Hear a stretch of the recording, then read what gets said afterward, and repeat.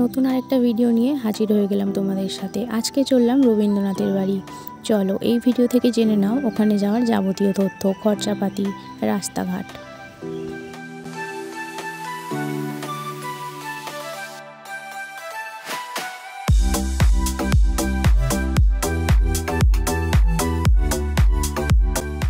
যেখানেই ঘুরতে যাই না কেন সঙ্গীগুলো কিন্তু একই আছে। তো দেখো, ঘুরতে ঘুরতে কথা বলতে বলতে চলে এলাম বাড়ির কাছাকাছি। এই হলো বাড়ির গেট, এটা হলো পূর্ব দুয়ার।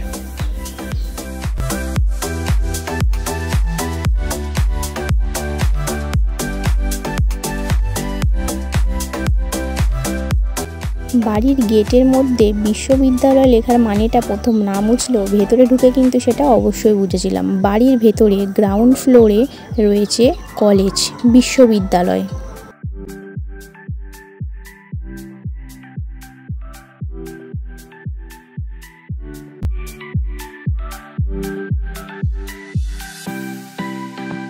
তো দেখো, আমরা গেটের মধ্যে ঢুকে পড়েছি, কিন্তু এখানে এন্ট্রি ফি লাগে। এন্ট্রি ফি হলো 20 টাকা। আমার মেয়ে যেহেতু 5 বছর বয়স, সেই জন্য ওর কোনো এন্ট্রি ফি লাগেনি, কিন্তু আমাদের সবারই লেগেছে।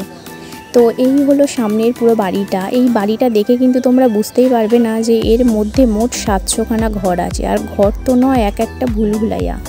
যাই হোক, ভেতরে না ঢুকলে তোমরা কিছুই বুঝতে পারবে না। তবে আরেকটা কথা বলে রাখি, ঘরের ভিতরে কিন্তু কোনো ক্যামেরা বা ভিডিও অ্যালাউ নেই। তাই তোমরা বাইরে আর ঠাকুর দালানটা দেখেই সন্তুষ্ট হবে। স্বচক্ষে দেখার জন্য তোমাদের ওইখানে যেতে হবে। আমরা প্রায় 3 ঘন্টা ধরে পুরো বাড়িটা ঘুরেছি, তাও অনেক রুম বন্ধ থাকার জন্য শেষ করতে পারিনি। এই হলো ঠাকুর দালান। আর যে সবুজ জানলাগুলো দেখা যাচ্ছে সেইটা হলো কলেজের নিচের ভাগটা। ওপরে আমরা ঘুরেছি।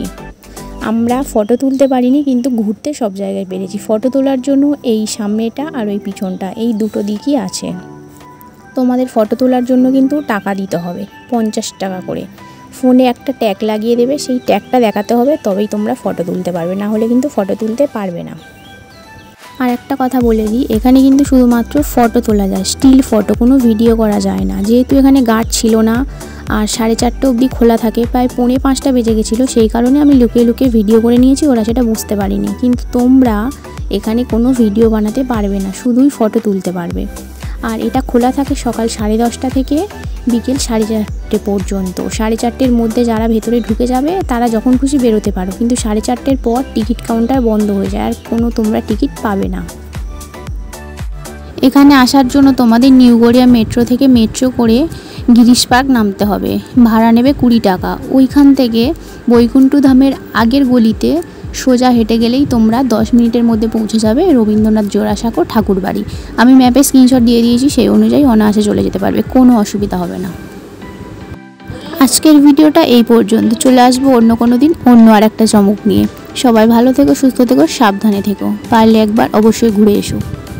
এই কথাটা না বলে থাকতে পারলাম না। রবীন্দ্রনাথের বাড়িতে আমার সবচেয়ে পছন্দের ঘরটা হলো তার স্ত্রীর রান্নাঘরটা। সত্যি খুব সুন্দর ছিল ওটা।